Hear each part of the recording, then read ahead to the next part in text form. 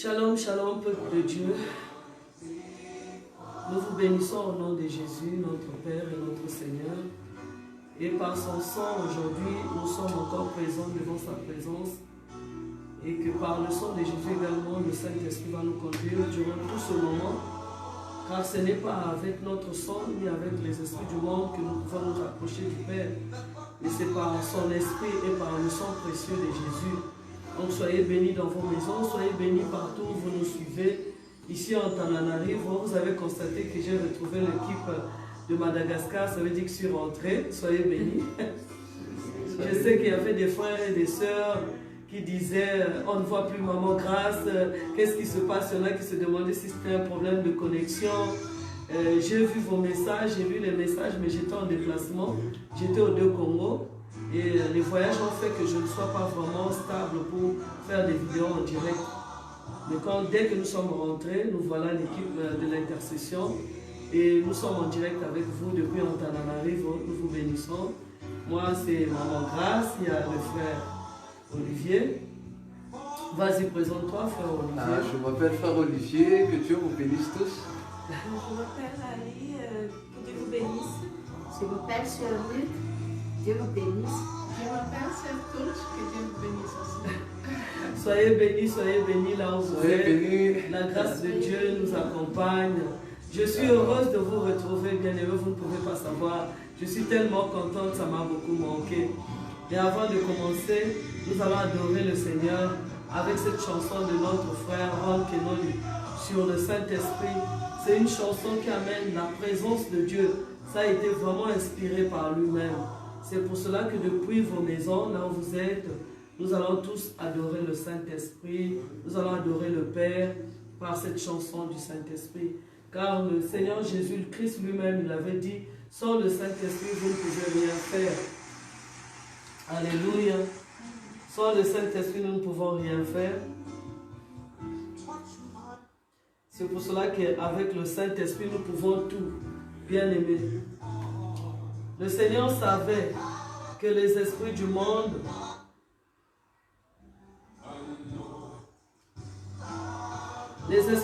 ne peuvent pas nous amener dans la présence du Seigneur.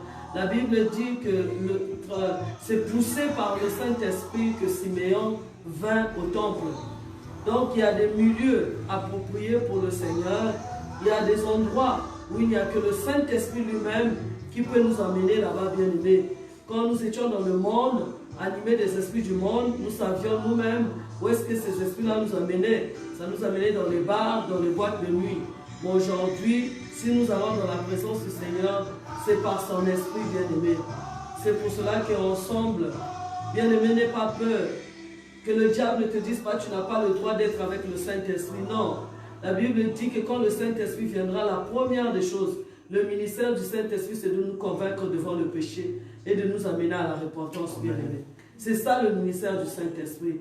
Et le diable a donné les enseignements en disant que non, quand tu pêches, tu te sépares du Saint-Esprit. C'est faux, c'est le contraire. Quand nous étions dans le monde, nous étions en train de pécher, on n'avait pas la conviction. On continuait à le faire. Mais quand le Saint-Esprit est arrivé, il a amené la conviction. C'est pour cela que la Bible dit dans Ézéchiel 36, je vous donnerai mon esprit et je ferai en sorte que vous suivez mes ordonnances. C'est le Saint-Esprit qui nous aide dans nos faiblesses. C'est le Saint-Esprit qui nous convainc. Ici, là, tu as failli, demande pardon. Ici, là, tu as failli, répare avec le Père, répare avec les autres. Alléluia. Alléluia.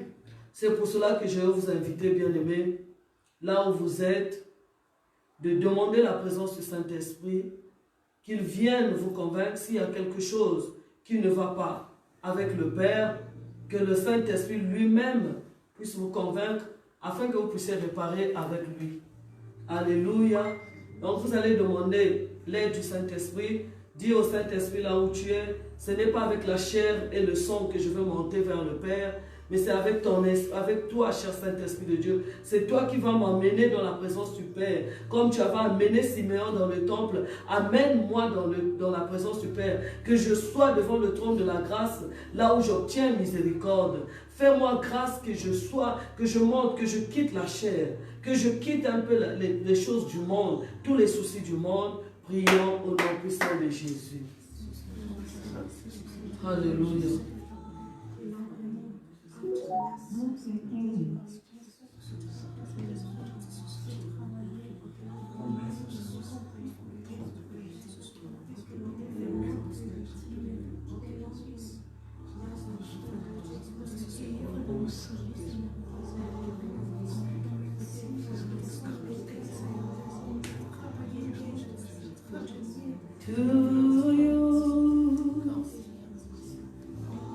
Nous allons adorer le Seigneur bien-aimé. Demande le Saint-Esprit. Dans la chair, tu ne peux pas monter devant le trône de la grâce. Ce n'est que par son esprit, bien-aimé, que tu peux te retrouver devant la présence du Père. La chair ne vivifie pas. La chair ne donne pas la force. La chair ne donne pas la vie. Mais c'est le Saint-Esprit. C'est pour cela que le Seigneur avait dit, sans lui, vous ne pouvez pas, vous ne pouvez rien faire. Dieu au Saint-Esprit, sans toi, je ne peux pas monter. Sans toi, je ne peux pas monter. Je ne peux pas atteindre les dimensions élevées. C'est toi qui me transportes. La Bible dit que c'est toi, Saint-Esprit de Dieu, qui nous transporte sur les ailes de la colombe. C'est toi qui nous transportes dans la présence du Père. Les choses célestes appartiennent à l'Esprit. C'est à toi que les choses célestes appartiennent. Transporte-nous dans la présence du Père. Nous voulons vivre la présence du Père dans tout ce que nous sommes en train de faire. Que ce soit dans la repentance, dans l'adoration, dans le renoncement et même dans le combat. Cher Saint-Esprit de Dieu, nous voulons être avec toi en ce moment. Aide-nous à monter. Aide-nous, cher Saint-Esprit de Dieu. Nous ne voulons pas être dans la chair. Nous ne voulons pas que les soucis du monde entament ou attaquent ces moments que nous sommes dans ta présence. Alléluia. Bien-aimé, la Bible dit que celui qui connaît les choses du Père, c'est le Saint-Esprit. Et la Bible dit qu'il prendra du Père, il nous annoncera. Bien-aimé, ce ne sont pas nos prières qui vont faire que Dieu se révèle à nous. C'est vrai que la prière nous aide. Mais la Bible dit que c'est le Saint-Esprit qui prie en nous avec des soupirs inexprimables. Là encore, ce n'est pas à cause de la façon, l'holocauste que nous avons dans nos bouches, la façon de parler qui va séduire le Père ou qui va toucher le Père. Mais c'est son esprit en nous. C'est pour cela que tu vas demander encore au Saint-Esprit. Aide-moi à prier. Aide-moi à être en contact avec le Père par le sang de Jésus. Aide-moi à toucher le cœur du Père pendant ces moments. Parce que je ne veux pas prononcer des paroles vaines. Je veux prier comme Daniel avait prié. La Bible dit dans Daniel 9, dès qu'il eut prié, la Bible dit que le ciel était touché. Le Père a envoyé même un ange pour venir secourir Daniel. Moi, je ne veux pas prier vainement, mais je veux monter avec toi. Je veux prier avec toi afin que ma prière touche le ciel, touche le Père, priant au nom puissant de Jésus-Christ. Cher Saint-Esprit de Dieu, je ne veux pas me tenir dans la présence du Père vainement. Je veux que quand je vais monter, que je touche le Père, qu'il soit sensible, cher Saint-Esprit de Dieu. C'est toi qui connais les secrets du Père, c'est toi qui connais ce que le Père aime. Viens prier avec moi, cher Saint-Esprit de Dieu. Viens prier en moi, cher Saint-Esprit de Dieu, afin que je sois connecté au Père. J'aimerais vivre la volonté du Père, j'aimerais connaître ce que le Père veut. Alléluia. Alléluia.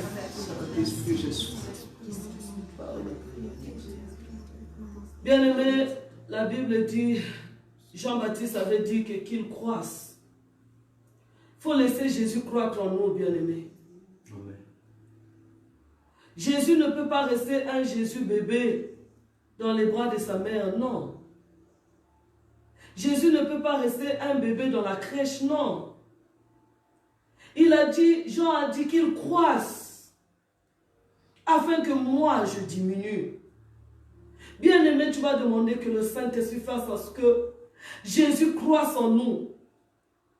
Car la Bible dit, le Seigneur lui-même, il a dit que le Saint-Esprit viendra pour me glorifier. Et la meilleure façon de glorifier Jésus, c'est de permettre que Jésus puisse croître en nous. Amen.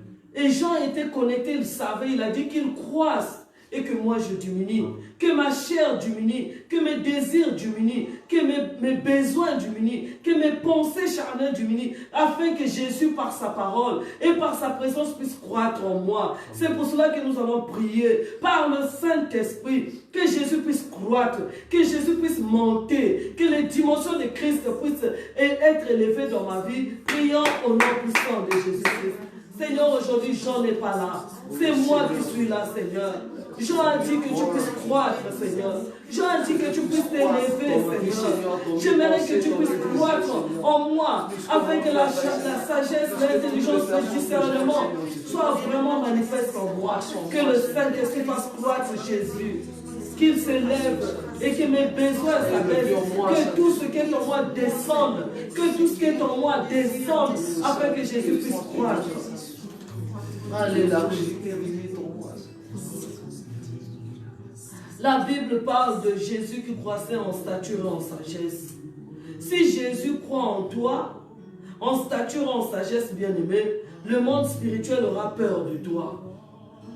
Parce que la Bible dit que quand Jésus passait, avec le niveau de croissance qu'il avait, les esprits avaient peur de lui. Les esprits tremblaient. C'est pour cela que tu vas dire par le Saint-Esprit que Jésus puisse croître en sagesse, en stature en toi, afin que tu vives la grandeur de Jésus.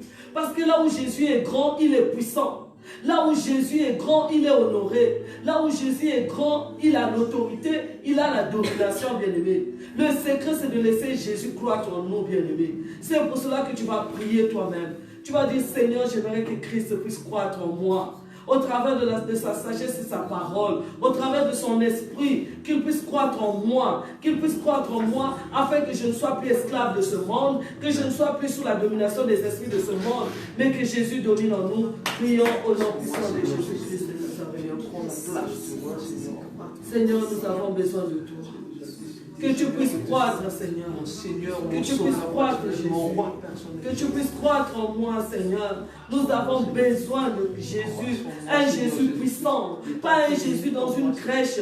Pas un Jésus dans les bras de sa mère. Mais le roi suprême, Jésus-Christ de Nazareth. Celui qui est assis sur le trône. Qu'il puisse croître en moi. Afin que la domination de l'agneau, que la puissance de l'agneau soit en moi. Alléluia. Bien-aimés, nous allons adorer le Seigneur. Le frère Olivier va préparer une chanson sur l'adoration, telle que le Saint-Esprit va le conduire. Alléluia. Pendant ce temps, je continue à vous exhorter, bien-aimés. Vous savez que Jésus, quand il croit, quand il monte en nous, la Bible dit quand le Fils de l'homme sera élevé, il attirera tous les hommes vers lui. Alléluia. Bien-aimés, nous n'allons pas forcer les relations. Nous n'allons pas forcer les compagnies.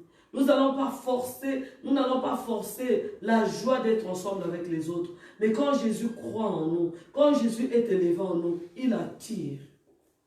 Il n'attire pas les mauvais esprits, il n'attire pas les démons, il n'attire pas le serpent, mais il attire ceux-là qui ont la gloire de Dieu. Alléluia. C'est pour cela qu'il a dit, quand le Fils de l'homme sera élevé, il attirera tous les hommes vers lui, bien-aimé. Le problème, parfois avec des blessures que nous avons eues, nous forçons des relations avec les gens. Nous forçons les relations de camaraderie, d'amitié et tout ça avec les gens. Non, laisse Jésus s'élever en toi. Laisse Jésus croître en toi. Tu ne vas pas chercher les relations. Jésus lui-même en toi va attirer les bonnes personnes. Amen. Pas les personnes qui viendront pour te dépouiller. Amen. Pas les personnes qui viendront pour te blesser. Pas les personnes qui viendront pour te rendre malheureuse. Mais Jésus, alléluia. En toi, quand il s'élève, il attire tout ce qui amènera la gloire de Dieu en lui. En toi, bien-aimé. Souvenez-vous, bien-aimé, quand Jésus est né, ce ne sont pas les gens de n'importe quel niveau qui sont venus vers lui pour l'adorer. La Bible dit que c'était les rois mages, les gens élevés en dignité, qui ne sont pas venus pour venir demander encore à Marie l'aumône ou la dîme ou tout ça, qui ne sont pas venus demander à Jean, plutôt à Joseph, donne-nous ceci, mais ce sont des gens qui sont venus d'abord pour honorer Jésus, ensuite pour le bénir, bien-aimé. Quand quand Jésus s'élève en toi, quand le Saint-Esprit glorifie Jésus en toi, quand le Saint-Esprit fait croître Jésus en toi, quand il est élevé, il va attirer même les rois. Il va attirer les grands de ce monde. Parce que dans Isaïe, la Bible dit que ceux qui seront nos nourrices, ce sont les princes. Ce sont les rois. Alléluia. C'est pour cela qu'il faut laisser Jésus croître en nous. Laisser Jésus s'élever en nous, bien-aimés. Qu'il monte. Qu'il monte. Et quand il s'élèvera vraiment, vous n'aurez plus de problème de relation. Vous n'aurez plus de problème de bénédiction. Lui-même, il attirera les gens qui viendront pour vous honorer. Amen. Il attirera les gens qui viendront pour vous bénir. Amen. Alléluia. Nous allons adorer Jésus. Nous allons faire la chanson de Maki Blanchard, Je veux t'adorer. Amen. Quand je regarde ta sainteté, Alléluia. Et quand je contemple ta bonté, Alléluia. Il n'y a que toi, Jésus. Qui importe. Il n'y a que toi qui importe pour moi. Élève Jésus là où tu es. Je découvre la joie. Je découvre la joie de chanter. Alléluia. De déposer ma vie à tes pieds. Il n'y a. Alléluia. Il n'y a. Je dépose ma vie entre tes mains, Seigneur. Je dépose ma vie à tes pieds, Jésus. Pour moi. Je veux t'adorer.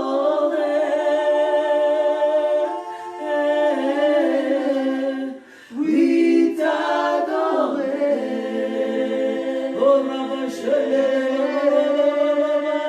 ma raison de vivre. Ma seule raison de vivre, Jésus, c'est de te lever. C'est de laisser que tu puisses croître en moi, Jésus.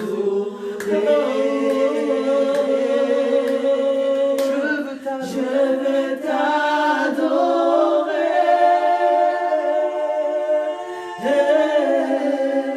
Oui, t'adorer.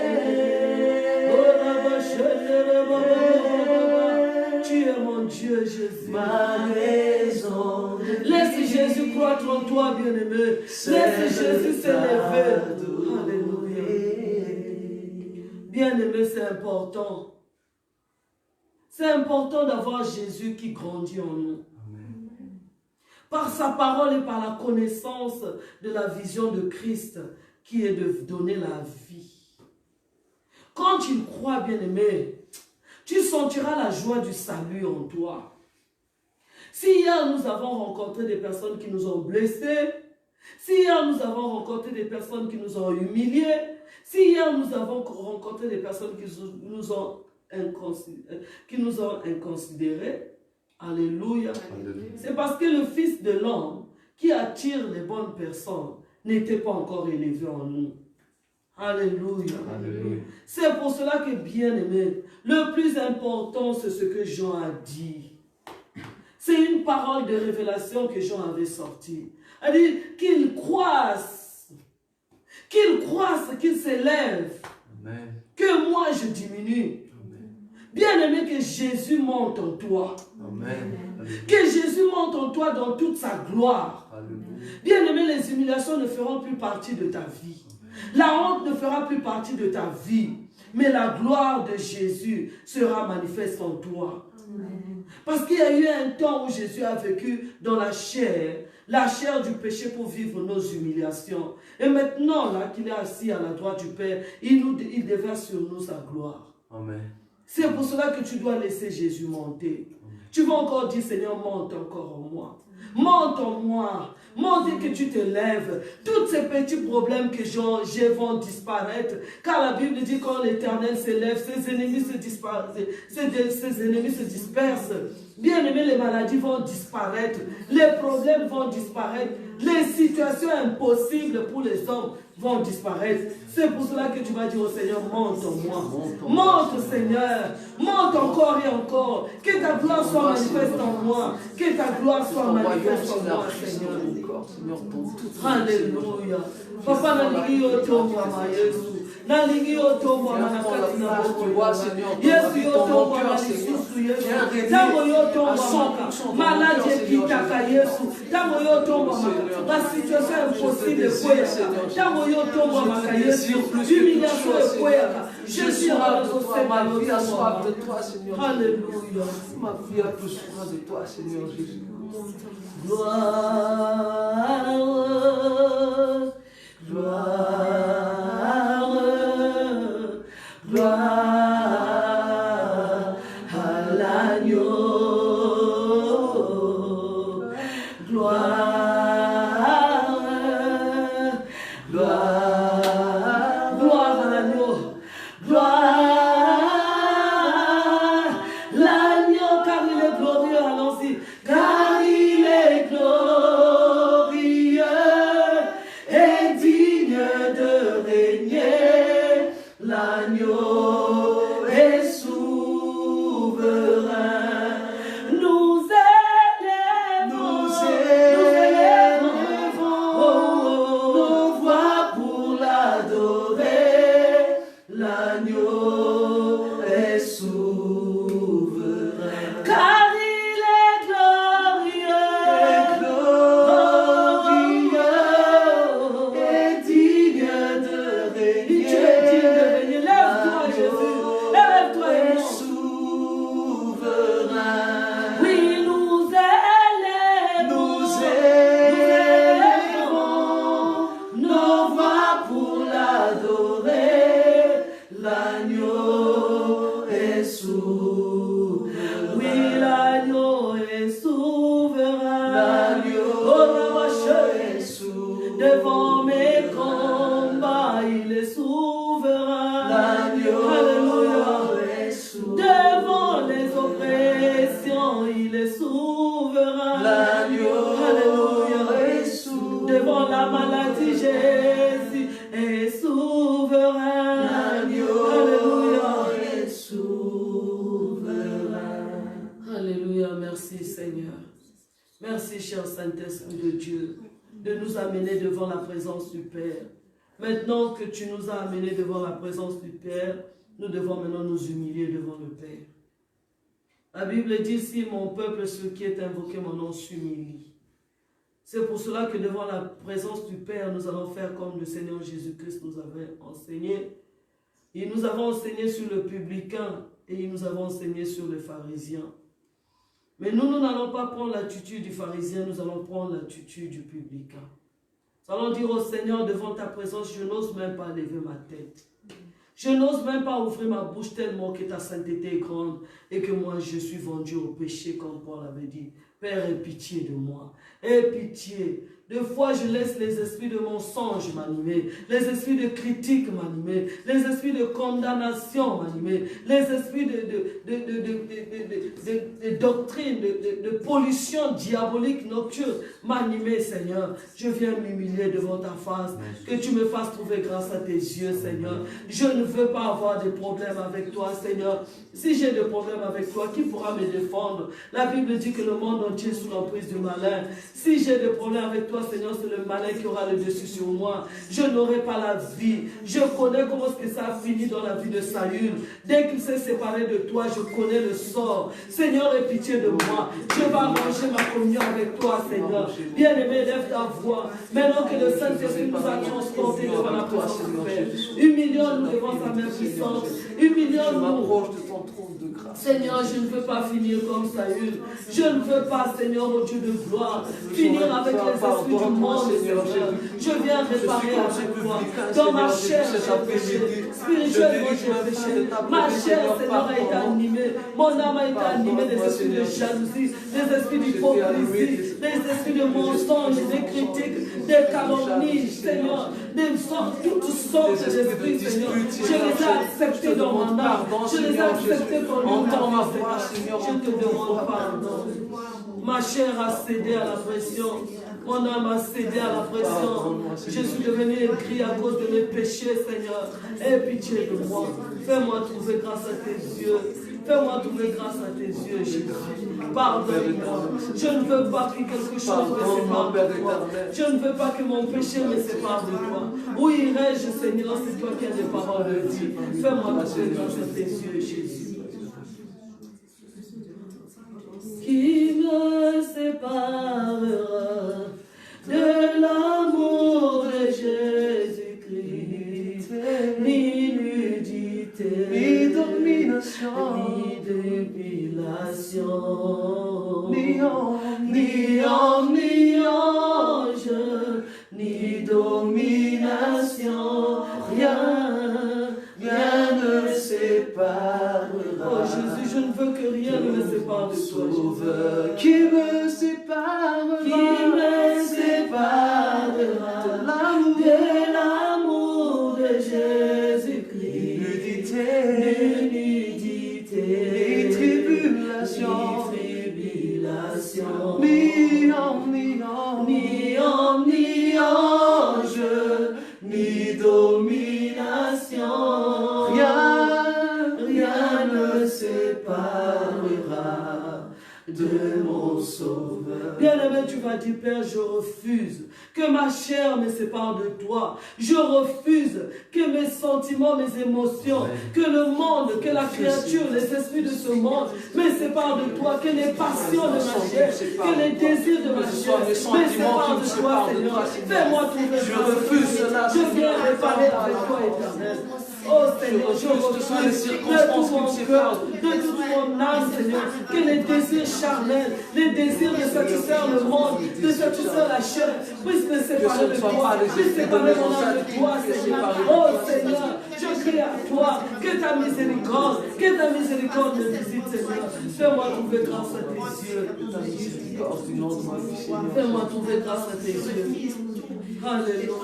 Bien-aimé, il y a deux choses que notre père David avait demandé au Père. Ne m'éloigne pas de ta face.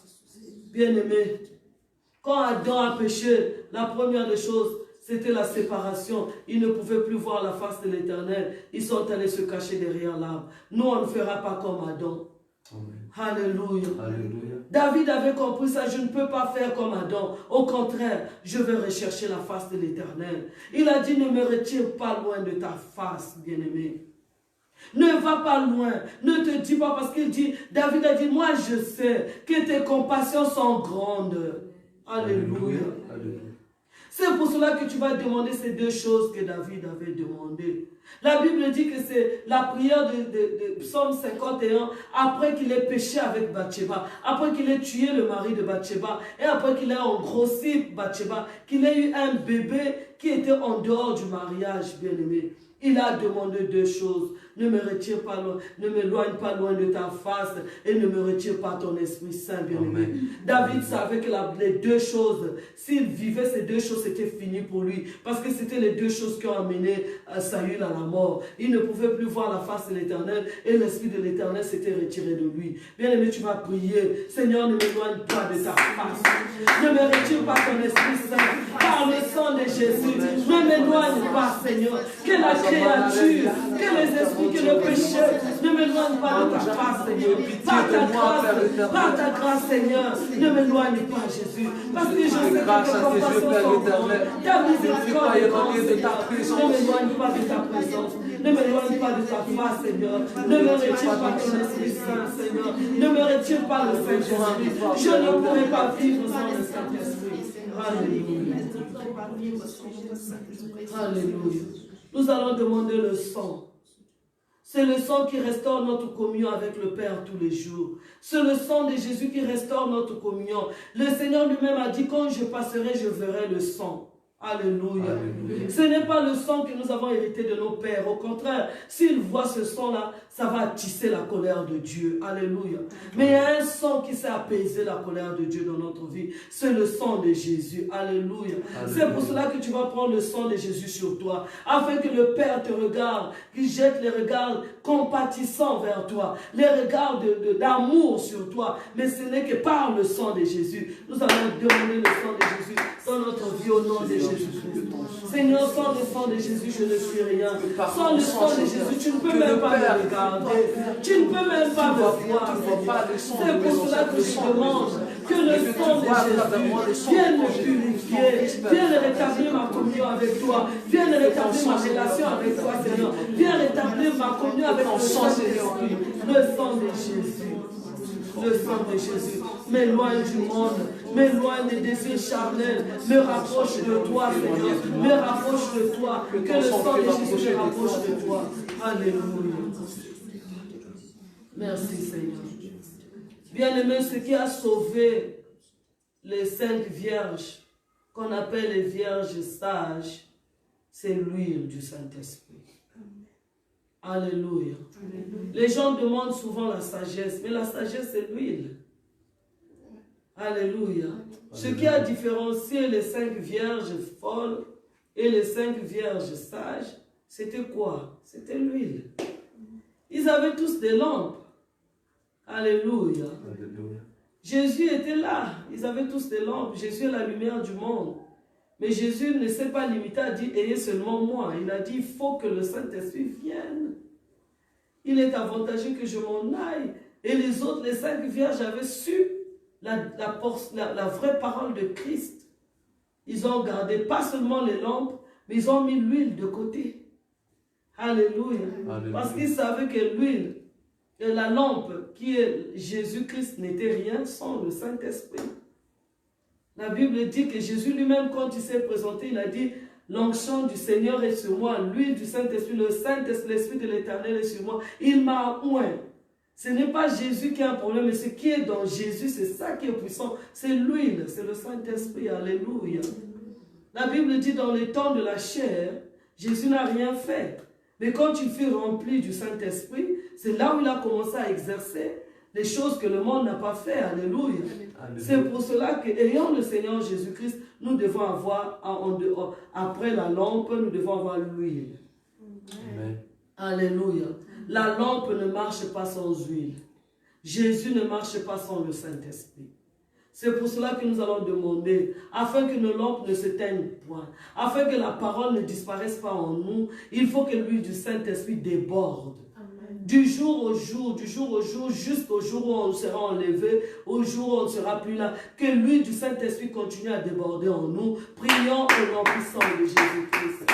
Seigneur, je ne veux pas que la lampe de la parole s'éteigne en moi. Je ne veux pas que la lampe de la présence du Seigneur Jésus-Christ. J'aimerais que ça soit toujours alimenté par l'huile du Saint-Esprit. Que l'huile du Saint-Esprit déborde 24 heures sur 24. C'est ce que David avait dit. Tu pointes d'huile ma tête et ma coupe déborde. J'aimerais que ma coupe déborde tous les jours de ma vie, afin que ma lampe reste toujours allumée, afin que je fasse toujours face aux ténèbres de ce monde, que ma lampe ne s'éteigne jamais. Les ténèbres de la convoitise, les ténèbres de la richesse, les ténèbres de la gloire de ce monde ne peuvent pas éteindre la lumière à cause de l'onction du Saint-Esprit. Seigneur Père, que l'onction du Saint-Esprit soit toujours en nous.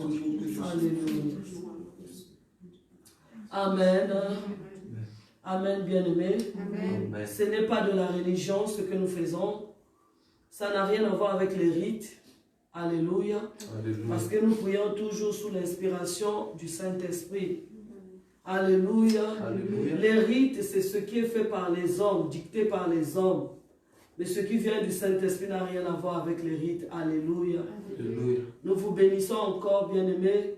Nous allons continuer notre enseignement, bien-aimés. Je sais que beaucoup ont recherché. Soyez bénis, bien-aimés. Et toute la famille chrétienne, ceux-là qui ont partagé les vidéos. Bien-aimés, je suis en train de préparer toute une liste pour vous remercier. C'est ce que le Seigneur m'avait dit, que quand quelqu'un te fait du bien et que tu viens seulement dire merci au Seigneur, lui ne sera pas encouragé. Alléluia. Il faut aussi lui dire merci personnellement. Amen. Donc je suis en train de mettre tous vos noms pour vous remercier personnellement. Bien aimé, que ce soit ceux du Cameroun, Douala, Yaoundé, que ce soit ceux-là qui me suivent au Congo-Brazzaville. Pendant que j'étais là-bas, beaucoup sont venus me voir. Nous suivons tes enseignements. Et même au Congo démocratique, quand j'étais là-bas, ils m'ont dit, nous suivons tes enseignements. Vraiment, qu'ils soient bénis. Soyez bénis, vraiment, je ne suis qu'un simple instrument. Amen. Hein? Amen. Et que tout ce qui est du côté de la Côte d'Ivoire, du Bénin, du Sénégal, surtout mes fils qui sont au Sénégal, que vous soyez vraiment bénis pendant ces moments. Je bénis aussi mon frère Faustin, là-bas aux États-Unis. Nous étions connectés depuis la chambre haute à Brazzaville. Et même là, nous restons connectés par le Saint-Esprit. Qu'il soit béni, lui, toute sa maison, que ceux de l'Europe, ceux qui me suivent de loin, que ceux qui nous suivent, ce groupe d'intercession, que vous soyez vraiment bénis. Nous sommes reconnaissants et nous vous disons merci. Amen. Hein? Soyez bénis également. Nous allons continuer sur l'enseignement du temps de la condamnation, bien-aimés. Maintenant, nous allons voir les causes de la condamnation. D'où viennent les condamnations que nous vivons? Alléluia. Alléluia. D'où viennent les condamnations? Parce qu'il y en a qui disent seulement, je vis la condamnation, il n'y a pas de condamnation pour ceux-là qui sont en Jésus-Christ. Mais nous allons voir les causes, les sources même de la condamnation. Alléluia. Alléluia. Bien aimés, nous avons deux sources de condamnation. Vous allez écrire là où vous êtes. La première source, elle est d'abord spirituelle. Alléluia. Alléluia. Parce que la Bible dit dans l'homme, en réalité dans l'homme, c'est l'esprit. C'est l'esprit qui dirige le monde charnel, bien aimé. Ceux qui sont dans l'occultisme, dans la magie, je ne les condamne pas. C'est le choix. Ceux qui sont dans les fétiches, ils savent que c'est le monde spirituel qui dirige le monde charnel. Alléluia. Il n'y a que les chrétiens qui sont loin de comprendre que c'est le monde spirituel qui dirige le monde charnel. Nous allons avoir les preuves tout à l'heure, bien-aimés, que tout ce qui nous arrive sur le monde physique a été déjà fait dans le monde spirituel. Alléluia. Nous verrons en profondeur la condamnation de Christ dans Hébreu. Mais là, nous allons voir d'abord dans l'Ancien Testament la condamnation d'un homme. Pas le moindre, il était roi en Israël. Alléluia. Alléluia. Il venait aussi de la lignée royale que Dieu lui-même établissait en Israël. Nous allons voir la source de sa condamnation, bien-aimée. Alléluia. Alléluia. D'où venait ce qui était arrivé à Akab? Parce que, bien-aimé, moi je vous ai dit que pour vaincre la condamnation, il faut s'humilier. C'est l'humilité qui fait que nous puissions vaincre la condamnation dans notre vie. Mais pour s'humilier, il faut connaître la cause. Alléluia.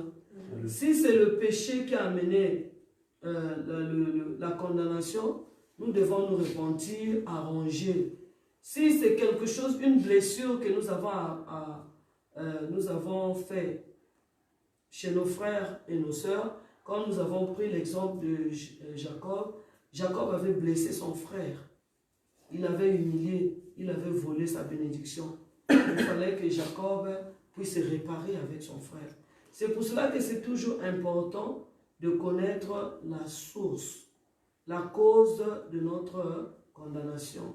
Nous allons voir 2 Rois 9. 2 Rois 9. Le verset 8, bien aimé. 2 Rois 9. Si vous pouvez prendre vos Bibles, là où vous êtes, bien aimé. Celui qui a trouvé peut lire 2 Rois 9. À partir du 8e verset.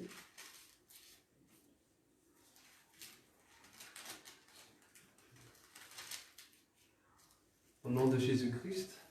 Amen. 2 Rois, chapitre 9, verset 8. Amen. Toute la maison d'Akab périra. J'exterminerai quiconque appartient à Akab, celui qui est esclave et celui qui est libre en Israël.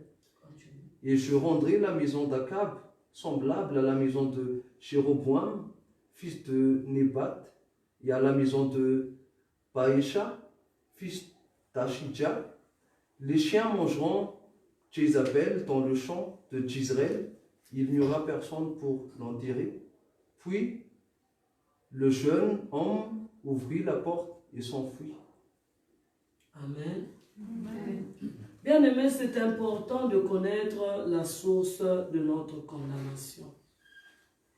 Moi, j'ai eu des problèmes, j'ai beaucoup souffert dans ma vie. Je commence par mon témoignage.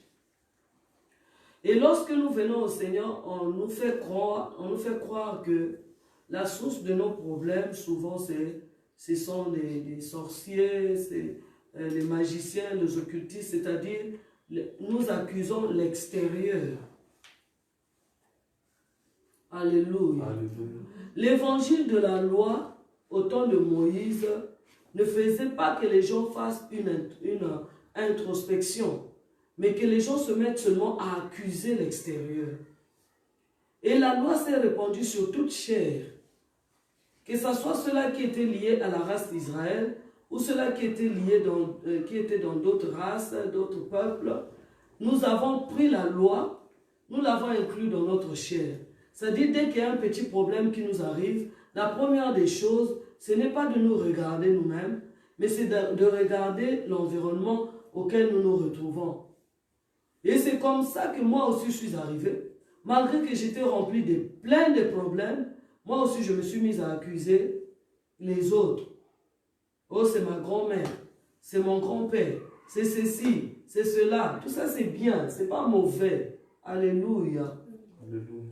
Mais à un certain moment, j'ai constaté qu'au fur et à mesure que je disais que c'est un tel qui m'a fait ça, c'est un tel qui m'avait initié, c'est un tel qui m'avait amené chez le féticheur pour me consacrer, c'est un tel qui m'avait amené voir tel féticheur, c'est pour cela que je vis tel problème, je vis telle situation. Tant que je ne prenais pas ma responsabilité, mes situations ne faisaient que s'empirer.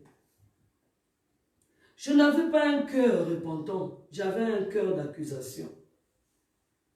Et c'est ce cœur-là que nous sommes venus avec depuis le monde. Nous avons amené ce cœur-là dans le Seigneur. Pas un cœur repentant, mais un cœur d'accusation. Alléluia. La situation s'est empirée. Moi qui étais venu, j'avais un seul pied dans le divorce. Je me suis retrouvé avec les 2 pieds dans le divorce. Et le côté financier, n'en parlant même plus, c'est-à-dire il y avait une résistance dans ma vie où moi-même je sentais qu'il y a un grave problème. Alléluia. Bien aimé, même quand on nous menait à la repentance, on nous disait répands-toi pour les avortements que tu as faits, répands-toi pour ceci. Mais quand on finissait de faire cette repentance-là, on revenait sur notre position d'accuser les autres. Dans notre langage, on n'avait pas la facilité de dire « Non, si la situation là m'arrive, je suis moi-même ceci ». Ça, on le faisait dans le semblant de notre repentance. Mais quand on se retrouvait devant les gens, devant les autres, moi c'est ma mère, c'est ma tante, c'est elle qui m'avait initié, c'est elle qui m'avait amené chez les féticheurs, c'est elle qui avait fait ceci, cela. Après tant d'années, bien aimé, d'années à tourner en rond, parce que Jésus n'a pas dit, le ministère de Jésus a été clair. Le ministère de Jésus, c'est le retour sur soi. Ce n'est pas l'accusation. C'est ça, le ministère de Jésus se résume à ça. C'est pour cela qu'il a parlé des tombeaux blanchis, ceux qui brillent à l'extérieur. C'est pour cela qu'il a parlé de la paille et de la poutre. Il a parlé de la paille que nous voyons dans les yeux des autres, mais pas la poutre qui est en nous-mêmes. Il a parlé des pharisiens hypocrites. Il a parlé de l'apparence des habits somptueux, des gens qui sont honorés dans les rues, qui sont considérés comme des serviteurs de Dieu. Tout le ministère de Jésus se résume sur un retour sur soi-même. C'est pour cela que même quand on a amené la femme adultère, Jésus a dit une parole qui devait ramener tout le monde dans sa propre conscience. Mais tellement que la puissance de l'accusation que nous avons reçue, la sémence du serpent, était trop forte en nous. C'était presque impossible pour que nous puissions réaliser la responsabilité de nos actes.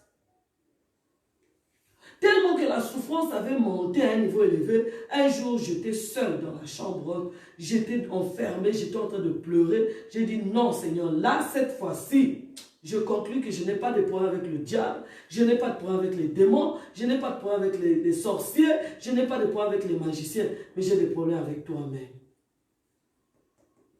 C'est ce que le Seigneur attendait de moi depuis longtemps. Bien aimé, nous sommes arrivés au Seigneur Combien d'années tu as passé au pied de Jésus, que les situations ne font que s'empirer, mais tu continues à mettre sur la liste tous les sorciers.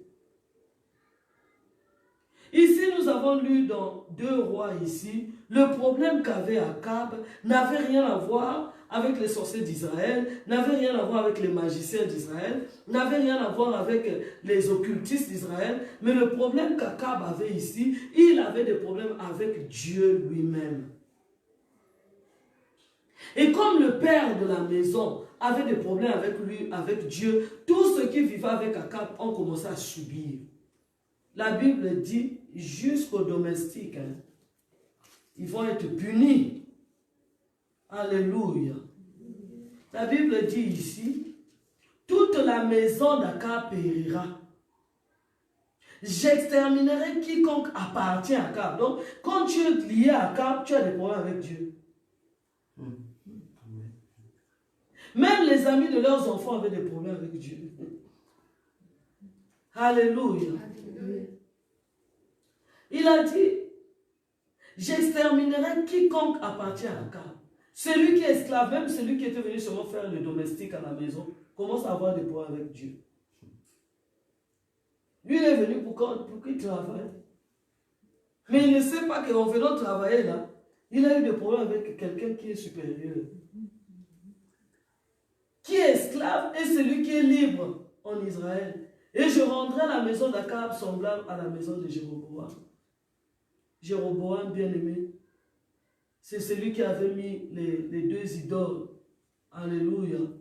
Celui qui a amené la souillure en Samarie, où les Samaritains étaient traités comme des chiens, avec la malédiction, qui a amené la malédiction, c'était Jéroboam.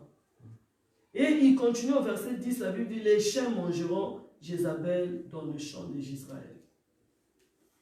Regardez un père de famille, c'est pour ça que j'ai toujours interpellé, bien aimé, les maisons où nous avons habité, où nos pères n'ont pas amené la grâce et la gloire de Dieu dans nos familles, nous nous sommes retrouvés en train de vivre les malédictions. Akab n'a pas pris la responsabilité de ses actes dans sa vie. Alléluia. Donc j'insiste, bien aimé, avant de rentrer en combat, avant d'aller accuser les gens, avant d'accuser les sorciers, avant d'accuser les magiciens, demande, est-ce que le problème que j'ai, la situation que j'ai cette situation avec le diable ou avec Dieu lui-même? Alléluia. Si j'avais compris ces 2 notions-là, je n'aurais pas perdu beaucoup de temps. Je n'allais pas tâtonner dans ma délivrance ou dans la recherche de la face de l'Éternel. Mais dans ma tête, c'était carré. Dieu ne peut pas nous faire du mal. C'est ce que les gens ont toujours enseigné. Dieu ne peut pas nous faire du mal. Dieu ne peut pas détruire. Dieu ne peut pas maudire. Dieu est amour. C'est faux. Ça, c'est le Seigneur lui-même qui parle à la maison d'Akab, le Dieu d'amour. Il est en train de parler de la maison d'Akab. Et sa colère est descendue jusqu'à ceux-là qui travaillaient dans la maison d'Akab. La condamnation familiale que vous êtes en train de vivre vient de qui? Qui est la source de cette condamnation de maladie incurable que vous êtes en train de traverser de génération en génération? Qui est la source? Le problème, ce n'est pas d'aller chercher un homme de Dieu pour quand tu imposes les mains. Tu ne guériras pas. Tu n'arrêteras pas cette condamnation. Il faut connaître la source.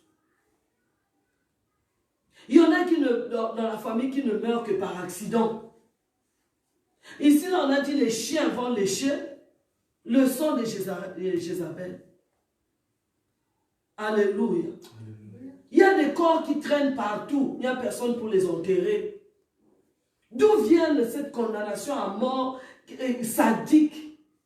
Or, la Bible dit que la mort du juste, la mort en Jésus-Christ, ceux qui sont morts en Jésus-Christ sont heureux. Mais la mort du sadisme, des accidents diaboliques, des attaques où on vient même tuer quelqu'un par épée, par le couteau, donc quelqu'un meurt avec beaucoup d'atrocités, beaucoup de souffrances. D'où ça vient? Alléluia. Alléluia. Quand Dieu a prononcé la condamnation à mort pour David, il a dit l'épée ne s'éloignera point de ta maison. C'est pour cela que tous les enfants de David commençaient à mourir que par l'épée. Le frère qui tue son frère, Absalom qui a été tué comme ça, Amnon qui a été tué comme ça, la mort est rentrée. D'où vient la source, la condamnation à cette mort-là, ou aux maladies atroces, les maladies qui dévient même la santé, qui dévient même plutôt, qui dévient la science, alors que Dieu a donné beaucoup d'intelligence aux hommes. Parfois, quand tu as des maux de tête et que tu prends peut-être une aspirine et tout ça, tu sens vraiment que tu es apaisanti. Ça veut dire que Dieu a donné l'intelligence pour que l'homme crée ce qui peut nous soulager des douleurs. Mais malgré toute l'intelligence là, les maladies, les situations des filles, il y a un problème, bien-aimé. Moi, j'ai compris que j'ai dit non, je n'ai pas de problème avec le diable. J'arrête de combattre le diable. Je dois chercher la face de l'Éternel. Il a un problème avec moi. Quand j'ai dit ça, j'ai sorti, le ciel était dans la joie parce que j'avais découvert.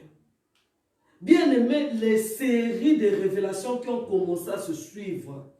Moi qui avais toujours des songes troubles, qui avait toujours des visions troubles, des révélations troubles, qui ne comprenais pas ce que je voyais moi-même dans mes propres visions. Moi qui parfois dès que je me réveille, tout s'efface, ma mémoire était épuisée, à force de ne rien comprendre dans le monde spirituel, ma mémoire était entamée, je n'avais pas la paix. Bien aimé, la stabilité est rentrée et le Seigneur a commencé à se révéler à moi. Qu'est-ce qui avait attiré sa colère dans ma famille? Qu'est-ce qui avait attiré sa colère dans ma vie? Pourquoi il me résistait malgré mes prières? Pourquoi il me fermait les portes malgré mes supplications? Le Seigneur a commencé à se révéler, bien-aimé.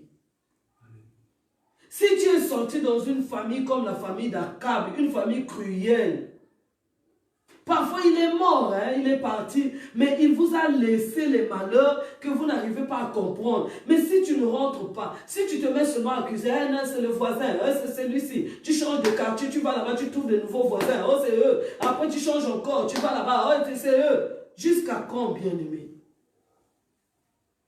Reviens sur toi-même. Amen. Demande au Seigneur, voilà tant de mois, tant d'années que je suis avec toi, mais tu me résistes. Mes prières, mes supplications, mes lamentations ne mentent pas. Révèle-toi à moi. Moi, j'ai même dit au Seigneur, je lui ai dit, Père, si toi-même, tu nous as enseigné que si tu as un problème avec ton frère, va le voir. Mais si tu as un problème avec moi et ma famille, pourquoi tu ne te révèles pas à moi? J'ai crié au Seigneur, bien-aimé, je n'ai pas lâché. Le Seigneur a commencé à me révéler les abominations, comme nous avons lu la fois dernière dans Ézéchiel 8. Je te montrerai encore d'autres abominations. Je te montrerai encore d'autres abominations. Quand tu montrais les abominations à Ézéchiel, il ne disait pas Ézéchiel, ça se limite là. Il a dit, je te montrerai encore. Dès qu'il lui montre, il dit, je te montrerai encore. Dès qu'il lui montre, il dit, je te montrerai encore. Il y avait tellement d'abominations qui avaient attiré la colère, tissé la colère de Dieu contre la famille d'Israël, que Dieu, qui était blessé, commençait à se révéler à quelqu'un qui pouvait l'écouter. C'était Ézéchiel. Ce que Dieu recherche dans nos familles, c'est quelqu'un qui est capable de comprendre la douleur que Dieu ressent dans son cœur. Mais nous sommes venus, nous avons fait la course pour chercher les choses du monde, pour que mes ennemis voient, pour que mes ennemis... Mais les ennemis n'ont rien à voir. Si tu es avec Dieu, la Bible dit qu'il dispose même favorablement tes propres ennemis. Alléluia. Bien-aimé, c'est le temps de grandir dans le Seigneur, de s'asseoir et dire non, la résistance est trop forte, le combat est trop fort. Ça veut dire qu'il y a quelque chose que je dois réparer avec Dieu. Alléluia. Alléluia. Bien-aimé, Josué avait la promesse. Il y en a qui frappent la poitrine. Moi, j'ai la promesse de Dieu. Moi, je sais ce que Dieu m'avait dit. Moi, je sais. Mais avec la promesse, il est allé échouer devant Haï. Il pouvait aussi se frapper la poitrine et dire, moi, je sais ce que Dieu m'avait dit. Nul ne tiendra devant moi tant que je vivrai, qu'il sera toujours avec moi, comme il était avec Moïse. Ce ne sont pas des paroles de promesse. La promesse était toujours là. Mais il y avait eu quelque chose qui a bloqué que la promesse ne puisse pas s'accomplir. Tu as la promesse. Depuis le premier jour où tu as rencontré Jésus, mais il y a eu quelque chose qui est venu bloquer l'accomplissement de la promesse. Et quand Josué, qui est un homme spirituel, parce que nous aimons toujours être des combattants et tout ça, mais Josué était d'abord spirituel avant d'être combattant. Quand il a échoué, il n'a pas dit on va changer la stratégie de la guerre. Il n'a pas dit ça. Et comme j'avais envoyé une petite armée, j'avais envoyé une partie seulement qui est partie. Maintenant, cette fois-ci, je vais envoyer les géants d'Israël, l'armée entière d'Israël, pour aller prendre possession d'Haï. Non. Josué a compris que même avec 2 hommes, je pouvais gagner Haï. Mais si je n'ai pas pu gagner Haï, c'est qu'il y a quelque chose qui a bloqué la main de l'Éternel pour me faire entrer dans la victoire. Bien-aimés, nous devons connaître les fondements de notre Dieu. C'est pour cela que Jésus, la dernière prière qu'il a fait, la prière sacerdotale dans Jean 17, il a dit, le royaume des cieux, la vie éternelle, c'est qu'ils te connaissent, toi, le vrai Dieu. Amen. Connaître Dieu, c'est la clé de tout. Amen. Josué connaissait l'Éternel. Il a dit non, non, non, non, non. Nous n'avons pas échoué parce que l'armée n'était pas bien préparée, non. Nous n'avons pas échoué parce que j'avais envoyé une petite armée, non. J'ai un problème avec Dieu. Il n'a pas regardé les ennemis. Hein. Il a regardé Dieu. Et quand il est rentré, il dit, il y a quelque chose qui vous empêche d'être dans la victoire. Israël prendra toujours la fuite. Tant que cette chose-là restera au milieu de vous, Israël n'aura jamais la victoire sur ses ennemis. Jamais. Amen. Il faut repartir chez Dieu. C'est lui qui connaît toutes choses dans le monde spirituel et dans le monde visible. La promesse a été donnée, la promesse est là, personne ne tiendra devant toi. Mais nous sommes en train d'échouer, et spirituellement et physiquement. Nous sommes faibles. C'est qu'il y a quelque chose que nous devons réparer avec Dieu. Nos ennemis ne sont pas plus puissants que nous. Mais quand ils deviennent puissants, ça veut dire que celui qui nous donne la puissance n'est plus avec nous. Alléluia. Alléluia. Josué n'a pas craint, il est reparti chez l'Éternel. L'Éternel lui a dit que voilà, il y a de l'interdit au milieu de vous. Et regardez toute la difficulté que Josué a eue pour retrouver la personne qui avait fait l'acte. Ce n'est pas que Dieu voulait la mort d'Acon. Mais regardez le cœur dur que Acon a eu. Il fallait qu'on travaille, chercher, rechercher. Or, quand Dieu a déjà révélé qu'il y avait quelque chose, qu'est-ce que Dieu voulait? Que Acon lui-même vienne demander pardon. Qu'il vienne faire sortir les choses qu'il avait prises. Mais il a fermé le cœur. Il fallait que l'homme de Dieu travaille jusqu'à venir découvrir. C'est-à-dire, si on ne l'avait pas attrapé, il n'allait jamais dire. La mort survient quand il n'y a pas un cœur repentant. Amen. Quand le cœur se répand, regardez ce que David a fait. Mais dès qu'il a dit, j'ai péché contre le ciel, j'ai péché contre le Père, contre toi seul, automatiquement, le prophète Gad, Nathan, a changé de parole. Tu ne mourras point. C'est la repentance. Mais il faut connaître, il faut s'approcher. Le Seigneur a commencé à me révéler. Regarde les abominations exactement comme le Seigneur avait révélé à Ézéchiel les abominations d'Israël, c'est exactement ce que Dieu a commencé à me révéler dans les songes. Il a commencé à me transporter jusque dans les maisons de mes ancêtres. Il me montre les idoles de ma famille. Il me montrait les pratiques, alors que mon père, visiblement comme ça, il se faisait religieux. On l'appelait un homme de Dieu, comme les anciens d'Israël au temps d'Ézéchiel 8. Ils étaient des hommes des anciens d'Israël dans le temple. Mais derrière ça, il y avait autre chose. Le Seigneur a commencé à me montrer les abominations, les adorations des idoles qu'on faisait, le parler aux morts, les pratiques occultes, les pratiques sataniques. Il a commencé à se révéler à moi. Il a commencé à me révéler. Et c'est à ce moment-là que j'ai commencé à réparer avec Dieu. Bien aimé, chaque fois que je réparais avec Dieu, je sentais que je devenais de plus en plus puissante dans le monde spirituel. Chaque fois que je faisais une repentance par rapport à ce que le Seigneur m'a révélé, moi qui prenais la fuite toutes les nuits devant mes ennemis, je vois maintenant que je commence à résister. Ceux qui ne connaissent pas la puissance de réparer avec Dieu, ce sont ceux-là qui resteront à la merci de l'ennemi toute leur vie. Mais si tu connais la puissance de réparer en profondeur avec Dieu bien-aimé, tu resteras de puissance en puissance, d'autorité en autorité. L'ennemi n'aura pas un mot à dire devant toi. Amen. Lisez Daniel 10. Après Daniel 9, Daniel 10, lisez Daniel 10. Daniel n'a pas vaincu le roi de Perse en envoyant le feu. Daniel n'a pas vaincu le roi de Perse en faisant des pratiques. Non, la Bible dit que dès qu'il eut à cœur de comprendre que c'est Israël qui avait péché contre l'Éternel, Daniel 9, verset 1, quand il eut lu dans les livres qu'il devait se couler 70 ans des paroles de malédiction que Dieu avait prononcées sur Israël, Daniel a commencé à réparer avec Dieu. Il a réparé avec Dieu. Il a réparé avec Dieu. La Bible dit, pendant que lui se repentait dans Daniel 9, il y eut déclenchement de guerre au ciel.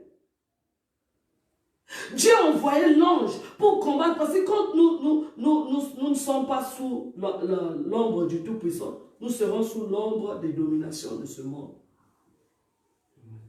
Quand Daniel a fait la repentance, il fallait que Dieu puisse le faire sortir de la domination du prince de ce monde, qui était le prince des Perses. Et ce n'est même pas Daniel qui a combattu, bien-aimé. Combien de temps tu restes en train d'envoyer le feu, mais la situation ne change pas? C'était mon cas. Mais dès lors que j'ai pris conscience que non, les démons profitent, le diable profite, les ténèbres profitent, le problème c'est de réparer avec le Père. J'ai fait comme Daniel, matin, midi, soir, je demandais toujours au Père, Seigneur, révèle-moi ce qui t'a fait mal, comme tu avais révélé à Ézéchiel.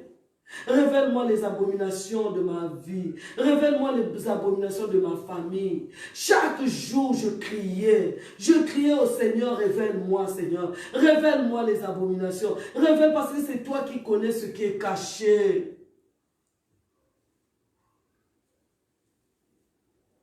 Alléluia. Alléluia. Bien-aimé, la cause de la condamnation que vous êtes en train de vivre, regarde bien. Est-ce que ça vient vraiment du diable? Est-ce que ça vient vraiment des démons? Ça vient de la sorcellerie? Ou ça vient comme de la famille d'Akab? Ça venait de l'Éternel lui-même. Alléluia. Alléluia. Nous allons lire le tout dernier verset, 2 Chroniques 18, 19. 2 Chroniques 18, 19. Verset 19. Je lis au nom de Jésus. Et l'Éternel dit, qui séduira Akab, au roi d'Israël, pour qu'il monte à Ramoth en Galade et qu'il y périsse? Ils répondirent l'un d'une manière et l'autre d'une autre. Et un esprit vint. C'est-à-dire, dans l'assemblée de Dieu, l'esprit là n'était pas là. Il n'était pas présent. Mais comme ça concerne maintenant la mort d'un homme, puisque les anges, eux, ils n'aiment pas donner la mort. Ils n'ont pas été faits pour ça. Celui qui aime la mort, c'est cet esprit-là. La Bible dit, et un esprit vint se présenter devant l'Éternel et dit, moi je le séduirai. L'Éternel lui dit, comment? Je sortirai, il dit, je sortirai, je répondrai et je serai. Écoutez bien, et je serai un esprit de mensonge dans la bouche de tous ces prophètes. Alléluia. L'Éternel dit, tu les séduiras et tu en viendras à bout. Donc Dieu avait signé déjà la condamnation à mort d'Akab. Ne le séduis pas seulement, ne t'arrête pas en cours de route, mais il faut que tu arrives jusqu'à la fin. Et fais ainsi. Et maintenant, voici l'Éternel a mis un esprit de mensonge dans la bouche de tous les prophètes qui sont là. Et l'Éternel a prononcé du mal contre toi. Alors Sédécias, fils de Kenania, qui était aussi un prophète, s'étant approché, frappa Michée sur la joue et dit, par quel chemin l'esprit, on voit bien qu'ici on écrit esprit avec grand E, de l'Éternel est-il sorti de moi pour te parler? Michée répondit, tu le verras, le jour où tu iras de chambre en chambre pour te cacher. Le roi d'Israël dit, prenez Michée et amenez-le vers Amon, chef de la ville, et vers Joas, fils du roi. Vous direz ainsi par le roi, mettez cet homme en prison et nourrissez-le du pain et de l'eau d'affliction, de douleur, jusqu'à ce que je revienne en paix. Et Michée dit, si tu reviens en paix, l'Éternel n'a point parlé par moi. Il dit encore, vous, tout ce peuple, entendez. Alléluia. La condamnation à mort d'Akab ne venait pas de l'esprit impur. L'esprit impur n'a fait que profiter. Parce que lui, il aime ça. Alléluia. L'esprit impur n'a fait que profiter. Mais la condamnation à mort venait de l'Éternel lui-même. Et Dieu, dans son grand amour bien-aimé, il a même donné la révélation à Michée. Qu'est-ce qui était impossible à dire, bon, si c'est l'Éternel qui a dit, c'est qu'il demande, s'il ne m'a pas tué tout de suite, c'est que je peux encore me repentir. Alléluia. Bien-aimé, c'est dur de voir qu'il y a 99% des enfants de Dieu aiment toujours qu'on leur prononce des bonnes paroles, même si ça va les amener à la mort. Malgré qu'on a commencé, demain tu vas grandir, tu vas être puissant, tu n'as rien vu, mais tu continues à accepter. L'esprit de mensonge qui rentre dans les prophètes, qui dit non, vas-y, va travailler, va faire cette affaire, ça va réussir. Tu as échoué. Alléluia. Akab, la condamnation a été prononcée et un esprit devait l'appliquer pour que Akab puisse croire et qu'il aille mourir. Bien aimé, le problème que nous avons, il faut revenir à la source. Toutes les situations que tu es en train de vivre, toutes les condamnations à mort, des maladies incurables, des situations impossibles, des échecs qui se répètent, reviens à la source. La source, c'est Dieu lui-même, c'est Jésus. Reviens comme Josué était revenu à la source. Reviens comme Daniel était revenu à la source. Arrête d'abord d'accuser. Quand tu as l'esprit d'accusation en toi, tu n'auras que des visions d'accusation. Et j'ai vu mon oncle qui est venu m'égorger. Mais ton oncle a eu quel pouvoir, toi qui dors avec la Bible? Qui lui a donné le pouvoir, toi qui as prié avant de dormir? Alléluia. Quand nous vivons les temps de la condamnation, la seule solution, bien-aimée, c'est de revenir à l'Éternel. Est-ce ma condamnation vient de toi, Éternel? Si ça vient de toi, révèle-toi à ta servante, révèle-toi à ta fille, à ton fils, révèle-toi, Seigneur. Je vais réparer avec toi. Toi qui as révélé à Ézéchiel, Ézéchiel 8, tu as montré toutes les abominations qui a tiré ta colère, l'idole de la jalousie qu'on avait placée dans ton temple. Toi qui avais révélé à Josué qu'il y avait de l'interdit, Seigneur, révèle-moi. Si les promesses tardent, est-ce que c'est ta volonté ou il y a un obstacle, il y a quelque chose qui est là-dedans qui empêche l'accomplissement de tes promesses dans ma vie? Ai-je touché à l'interdit? Ai-je touché à l'interdit, Seigneur? Ai-je hérité l'interdit? Alléluia. Nous passons tout notre temps à écouter un tel a dit, un tel a fait, un tel est rentré, un tel est monté. Si Josué avait passé tout son temps, il n'allait jamais connaître que c'est Dieu lui-même qui était derrière leurs échecs. Alléluia. Alléluia. Ma fille va me prendre la réponse de Dieu quand il a parlé à Moïse devant Haï. Il a dit, ils vont continuer à échouer.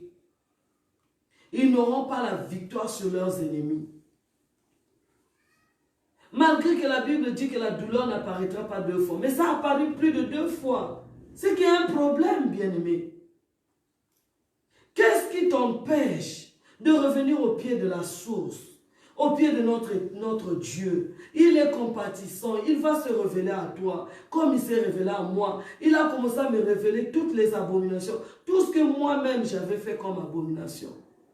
Mes pères avaient servi les morts. Mais moi-même aussi, chaque 1er novembre, je partais à la tombe. Je partais déposer la nourriture, le jus. Je payais la messe pour chaque anniversaire de la mort de mon père. Je payais 2000 francs pour qu'on puisse prier pour mon père. Les abominations que nous avons commises, il y a des actes que moi-même j'ai posés, que le Seigneur s'est révélé à moi. Voilà ce qui a attiré ma colère à toi. Sur toi. Alléluia. C'est quel passage? Regardez Haï. L'échec devant Haï. Alléluia. Alléluia. Bien-aimé, je t'interpelle, reviens. Arrête, dis au Seigneur, j'ai trop accusé. J'ai trop condamné les gens. Maintenant, je reviens à tes pieds. Parle-moi toi-même. Toi qui m'as dit, invoque-moi, je te répondrai. Je t'annoncerai les choses cachées. Dieu lui-même a dit les choses que tu ne connais pas. Le Seigneur sait qu'il y a des choses qui sont cachées que toi-même tu ne connais pas. Les abominations que tu as fait peut-être dans l'inconscience, même dans les songes, bien aimé. Dans l'esprit, le Seigneur va te révéler. Si tu portes en toi l'esprit d'un mort, si tu portes en toi l'esprit incarné d'un féticheur, d'un marabout, le Seigneur va se révéler. Voilà pourquoi je te ferme les portes, parce que tu as en toi. La Bible dit ici, je serai un esprit de mensonge en eux. Donc l'esprit là devait rentrer dans les prophètes. Le Seigneur va se révéler, l'esprit qui est en toi là, ce n'est pas mon esprit. Ce qui est au-dedans de toi là, ce n'est pas moi. La sémence qui est en toi là, ce n'est pas moi. Le Seigneur va se révéler. Il n'y a rien de plus beau que de réparer avec notre Père. C'est quel verset? Josué 7. Nous allons lire dans Josué 7. Josué 7, à partir du 11e verset. Je vais lire au nom de Jésus. Alléluia. Alléluia. La Bible dit, Israël a péché, ils ont transgressé mon alliance que je leur ai prescrite, ils ont pris des choses dévouées par interdit, ils les ont dérobées, ils ont menti, et ils les ont cachées parmi leurs bagages. Aussi, verset 12, bien-aimé, souligné, aussi les enfants d'Israël ne peuvent-ils résister à leurs ennemis. Ils tourneront le dos devant leurs ennemis, car ils sont sous l'interdit. Je ne serai plus avec vous, si vous ne détruisez pas l'interdit du milieu de vous. Alléluia. Alléluia. Pourquoi nous échouons dans les combats? C'était les signes, bien-aimés. Quand tu as commencé à prendre la fuite toutes les nuits, c'était des signes que l'Éternel a maudit notre vie, a maudit notre famille. Nous tournons le dos devant nos ennemis bien-aimés. La La Bible est claire là-dessus. Que ce soit dans ce que nous vivons dans le monde spirituel, que ce soit ce que nous vivons dans le monde physique. Bien aimé, j'ai vécu de traumatisme en traumatisme. Ah, contre la colère, la malédiction de Dieu sur toi, bien aimé. Quand je voyais seulement mon ennemi, celui qui ne m'aime pas, bien aimé, je sens mon cœur se battre. Je cherche maintenant à dévier. Ils tourneront le dos à leur ennemi. Quand tu te retrouves devant ton ennemi, quel est l'état de ton cœur? Tu souffres même des palpitations. Ton âme n'est pas en paix, tu es agité au-dedans de toi. Alléluia. Mais ce sont des signes que nous avons un problème avec Dieu. Nous prenons toujours la fuite devant nos ennemis, bien-aimés. Il y en a qui ne vont même plus à l'église. Pourquoi? Parce qu'il sait que son ennemi est souvent là-bas. Au lieu que son ennemi fuit l'église, c'est toi qui fuis l'église. C'est toi qui tournes le dos à l'ennemi.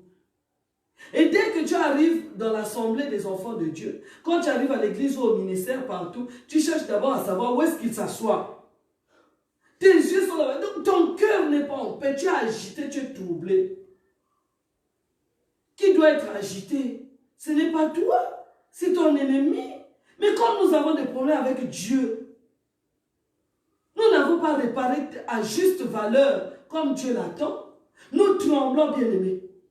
Il y en a quand ils arrivent au bureau, ils savent que mon ennemi est là. Ils commencent déjà à avoir peur, ils commencent à trembler. Son cœur commence à battre. Bien-aimé, demande au Seigneur. Dis au Seigneur, il y a un problème. Je veux réparer avec toi. Je veux réparer avec toi, comme avait dit David. Mieux vaut que je tombe entre tes mains, car tes compassions sont grandes. Répare avec Dieu, bien-aimé.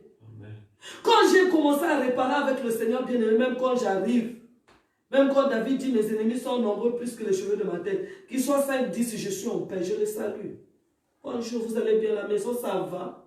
Mais avant, quand j'étais sous la colère de Dieu, sous la magie, dès que je les vois, je commence à trembler. Ils n'ont même rien dit. Moi-même, le cœur, je tremble, je tremble. Alléluia. Alléluia. Le Seigneur a dit, ils ne pourront pas tenir devant leurs ennemis. Ils ne tiendront pas. C'est pour ça que tu ne tiens pas au bureau. Tu ne tiens pas devant, même dans l'assemblée des enfants de Dieu, même dans le quartier. Avant de sortir, tu dois d'abord regarder si ton ennemi là du quartier est là dehors. Et quand tu l'aperçois, tu refermes la porte. Qui fuit devant qui? Alléluia. Alléluia. C'est important, bien-aimé. Donc aujourd'hui, nous avons parlé de la première cause spirituelle de la condamnation à mort, la condamnation à la destruction, la condamnation à la pauvreté, à la misère, la condamnation à périr entre les mains des ennemis. La première source, c'est Dieu lui-même. Nous avons vu ça dans l'histoire d'Akab. Et Akab avait eu la grâce que quelqu'un ait eu la révélation pour lui, mais ça ne l'a pas poussé à faire la repentance et à réparer avec Dieu. Bien-aimé, si tu te retrouves comme moi, tu te retrouves comme Akab, où Dieu vous reproche beaucoup de choses dans votre famille, les abominations, les cruautés, la première solution, c'est de revenir comme David, au pied de l'Éternel, et de dire comme Pierre, où irai-je? C'est toi qui as des paroles de vie. Seigneur, aie pitié. Seigneur, pardonne. Alléluia. Alléluia. Faites une repentance approfondie qui va toucher le cœur de Dieu.